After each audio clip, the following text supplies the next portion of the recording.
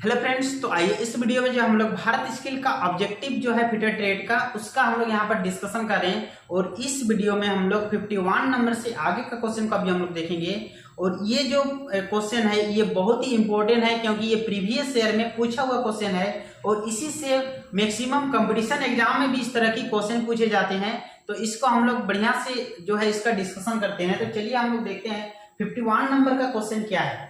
What is the advantage of center screw of die stock?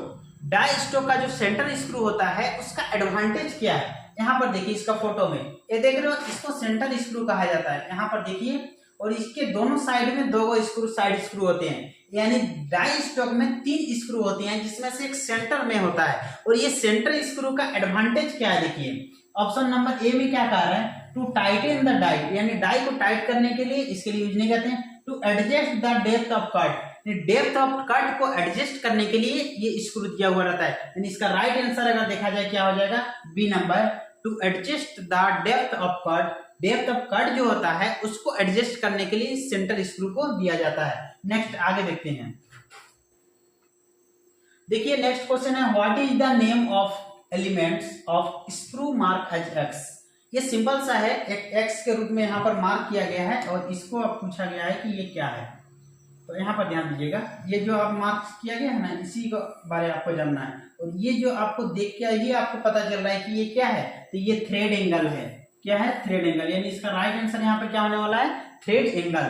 जबकि ये root जो देख रहे हो, रूट इस भाग को रूट कहा जाता है और ये क्रेस्ट जो देख रहे हो, क्रेस्ट ऊपर वाला भाग को। जबकि पीच की अगर बात करें तो इसका क्रेस्ट टू क्रेस्ट के बीच के डिस्टेंस को भी पीच कहते हैं, रूट टू रूट के बीच के डिस्टेंस को पीच कहते हैं। या कोई एडजेसेंट पॉइंट यहाँ से अगर यहाँ के बीच की दूरी को बोलेंगे तो इसको भी क्या कहा जाता है, इसको भी पीच कहा जाता है। तो इस तरह से पीच का आपका डिफरेंट टाइप का आपका यहाँ पर डिफिनेशन होती है। तो यहाँ रूट आपको दिखा दिए, पीच दिखा दी, क्रेस्ट दिखा दिए। और अभी जो ये पार्ट इंडिकेट किया था इसको, इसका नाम क्या है, तो इसको थ्रेड कहा जाता है। सिंपल से ये क्या है, एंगल में दिखाया गया, तो थ्रेड क्या है, एंगल है। चलिए आगे देखिए। अब देखिए नेक्स्ट क्वेश्चन आया हुआ है यहाँ पर, which is term describe the axial movement of screw in one complete turn। देखिए कौन सा टर्म इसको डिस्क्राइब कर रहा है कि जब स्क्रू एक कंप्लीट टर्न लेता है तब उसको क्या कहते हैं हम लोग। तो यहाँ पर देखिए लेंथ, फ्लेम, पिच, डेप्थ, इस तरह का ऑप्शन दिया हुआ है। तो यहाँ पर जब एक कंप्लीट जो टर्न लेता है, तो जैसे देखिए एक्सियल मूवमेंट में इस तरह का, जब ये जो स्क्रू है इस तरह का एक्सियल मूवमेंट कर रहा है, इस तरह का एरो यहाँ पर दिखाया गया है, तब देखिए क्या होता है, तो कंप्लीट टर्न में एक यहाँ से यहाँ तक ये पहुंच जाते हैं। और इसके बीच का डिस्टेंस को आपको इससे पहले वाला क्वेश्चन में समझा चुके हैं कि इसके बीच का डिस्टेंस को क्या कहा जाता है, तो पिच कहा जाता है। यहाँ भी इसका राइट आंसर क्या होने वाला है, पिच होने वाला है। यानी एक कंप्लीट रोटेशन जब होता है तो उसके बीच का डिस्टेंस को क्या कहते हैं, यहाँ पर पिच कहा जाता है। चलिए आगे देखते हैं। तो 53 तक हो गया है। नेक्स्ट क्वेश्चन देखिए क्या है,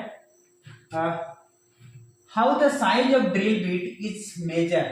ड्रिल बिट का साइज जो है उसको कैसे हम लोग मेजर करते हैं, तो ड्रिल बिट का साइज को समझिए यहाँ पर मेजर कैसे किया जाता है। तो इस तरह का एक ड्रिल बिट आता है। अब इसको देखिए यहाँ पर ऑप्शन के अनुसार हम लोग चलते हैं। देखिए हाँ, बिटवीन फ्लूट्स, यानी फ्लूट्स के बीच में, यहाँ से नहीं करते हैं। बिटवीन द लेंड, यानी बिटवीन लेंड्स के बीच में, यहाँ पर देखिए लेंड किसको दिखा रहा है, ये देखो फ्लूट्स इसको इंडिकेट किया है, तो फ्लूट्स के बीच में इसको हम लोग इंडिकेट नहीं करते हैं, जबकि इसको लेंड्स के बीच में करते हैं। ये देखो इधर वाला जो भाग है, ये दोनों भाग के बीच में जो है, यहाँ से हम लोग ड्रिल का साइज को लेते हैं। यानी बिटवीन किसके, लेंड्स के बीच के में आपका ड्रिल का साइज को लिया जाता है। ड्रिल का जो भी डायमीटर होता है उसको किसके बीच लिया जाता है, तो बिटवीन लेंड्स। इसका राइट आंसर क्या हो जाएगा, बी नंबर। नेक्स्ट आइए, नेक्स्ट क्वेश्चन है, which is the helix angle of general purpose drill. General purpose drill के लिए हेलिक्स का एंगल क्या है। तो देखिए यहाँ पर एक फोटो आपके सामने हम लाए हैं। हेलिक्स एंगल कहते हैं किसको, देखिए यहाँ पर एक एक्सिस होता है, ये एक्सिस देख रहे हो, और यहाँ से जो है इस तरह का एंगल बनता है, इसको हेलिक्स एंगल कहा जाता है। अब ये हेलिक्स एंगल जो देख रहे हो ये रेक एंगल पे डिसाइड करता है। हेलिक्स एंगल किस पे डिपेंड रहता है, तो रेक एंगल, या रेक एंगल को ही हम लोग क्या कहते हैं, हेलिक्स एंगल कहते हैं। और इसका याद रखिएगा, ये जो हेलिक्स एंगल होता है ये नॉर्मल के लिए ये कितना होता है 27.5 डिग्री होते हैं। किसके लिए? तो नॉर्मल जनरल पर्पस के लिए। नेक्स्ट आगे देखिए, नेक्स्ट क्वेश्चन है what is the name of the tool. इस टूल का आपको नाम बताना है। अब ये देखिए टूल्स क्या है, यहाँ देख रहे हो, यहाँ देखिए इस तरह का डिजाइन ये टूल में बना हुआ है और इसी से आपको इसका आंसर पकड़ना है। अब इस तरह का जहां भी ऐसा डिजाइन बना रहता है इस तरह का, तो इस तरह के जो टर्म्स होते हैं इसको हम लोग क्या कहा जाता है, इसको काउंटर सिंक कहा जाता है। क्या कहते हैं? काउंटर सिंक या काउंटर सिंकिंग कहा जाता है। दूसरा, इसके साथ यहाँ पर ये जो पार्ट्स देख रहे हो इसको पायलट कहा जाता है, जो आगे वाला भाग में रहता है। क्या होता है? पायलट। और ये एडजस्ट करने के लिए इसको दिया जाता है। तो ये क्या है? Countersink with pilot. Countersink के साथ क्या है, यहाँ पर पायलट इसमें दिया गया है। इसका राइट आंसर हो जाएगा क्या? Countersink with pilot. Next देखिए, नेक्स्ट क्वेश्चन है which part of the reamer is designed for the removal of chip। यानी कौन सा पार्ट्स को चिप्स रिमूव करने के लिए डिजाइन किया गया है। तो यहाँ देखिए आपको हम इस रिमर को दिखा रहे हैं। यहाँ पर देखिए चिप्स किस तरह से यहाँ पर निकल रहे हैं, ये देख रहे हो। यहाँ पर ये पार्ट्स को कहा जाता है जहां से चिप्स जो है यहाँ पर चिप निकल रहा है, तो इस पार्ट्स को कहा जाता है फ्लूट कहते हैं। क्या कहते हैं? फ्लूट्स कहा जाता है। और फ्लूट से ही क्या होते हैं, चिप जो है बाहर निकलते हैं। यहाँ पर देखिए ऑप्शन नंबर क्या है? B number. यानी चिप कहां से बाहर निकलते हैं बोलेगा तो कहां से, तो फ्लूट के माध्यम से वो चिप जो है वो बाहर निकल रहा है। यहाँ फोटो में आपको साफ दिखाया गया है। नेक्स्ट आगे बढ़िए, चलिए नेक्स्ट क्वेश्चन है what is the purpose of type S twist drill. Type S twist drill का पर्पस क्या है, यानी इसका हम लोग उपयोग कहां पर करते हैं, ये आपको क्वेश्चन पूछा हुआ है। यहाँ पर देखिए 3 टाइप का आपको हम ट्विस्ट ड्रिल यहाँ पर दिखा रहे हैं। एक होता है एस टाइप, यहाँ पर देख रहे हो एस टाइप। और इसका देखिए यहाँ पर जो है देखा जाए हेलिक्स एंगल बोली या ये आपका रेप एंगल बोली, ये दिया हुआ है कितना 35 से ये 40 डिग्री दिया हुआ है। इसके लिए देखिए यहाँ पर 18 से कितना है 30 डिग्री है। और एक देखिए हार्ड के लिए कितना है 10 से 13 डिग्री यहाँ पर दिया हुआ है। तो हमको पूछा है एस टाइप, एक होता है एन टाइप और एक एच टाइप होता है। एस का मतलब होता है सॉफ्ट, किसके लिए? सॉफ्ट मटेरियल के लिए। एन का मतलब होता है नॉर्मल, ये आपका नॉर्मल मटेरियल जो होता है इसके लिए यूज किया जाता है। और एक होता है हार्ड, किसके लिए? हार्ड धातु के लिए। तो यहाँ देखिए सॉफ्ट के लिए यूज होगा, किसके लिए? सॉफ्ट। तो कहाँ सॉफ्ट लिखा हुआ है? यहाँ पर देखिए जहां सॉफ्ट लिखा हुआ है उसी को टिक लगाइए। तो use for soft and thought material, किस धातु के लिए यूज करते हैं इसको? सॉफ्ट मटेरियल के लिए यूज किया जाता है। नेक्स्ट क्वेश्चन देखिए, हाँ नेक्स्ट क्वेश्चन एक आया हुआ है यहाँ पर देखिए what is the reason for rough hole in drilling. यानी क्या कारण है कि ड्रिलिंग में रफ होल हो जाता है। रफ होल क्यों होता है भाई? तो देखिए यहाँ पर एक फोटो आपको दिखा रहे हैं, इस तरह का कंडीशन के कारण रफ होल होता है। यानी ड्रिल का जो बिट होता है इसका एज जो है ये ब्लंट हो जाता है, यानी इसका एज शार्प नहीं होता है। इस कंडीशन में होल जो होता है वो रफ होल बनता है।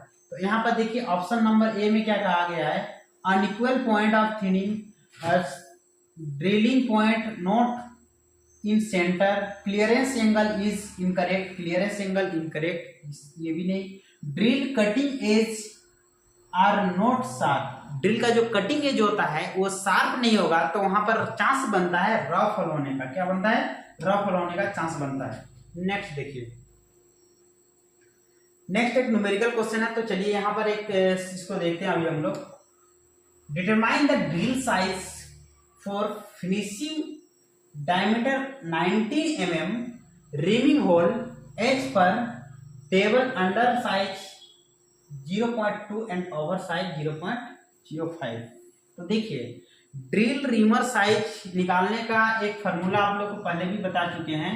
तो यहाँ पर देखिए रीमर ड्रिल साइज लिखते हैं, reamer drill size is equal to होता है रिम्ड साइज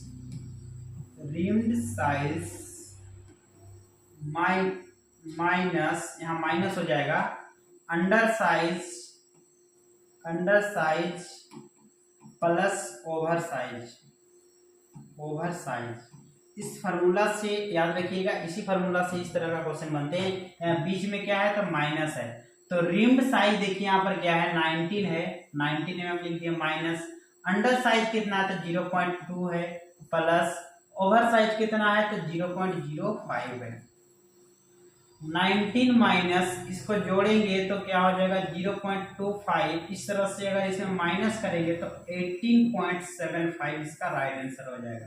क्या हो जाएगा 18.75। ऑप्शन नंबर इसका कौन सा हो जाएगा ए नंबर, यहाँ पर देख लीजिए। तो ये आप फार्मूला याद रखोगे तो रिमर ड्रिल साइज निकालने का ये एक तरीका है। इसमें मैक्सिमम जो है इस तरह का क्वेश्चन आते हैं न्यूमेरिकल, और ये इसी तरह से बन जाएगा।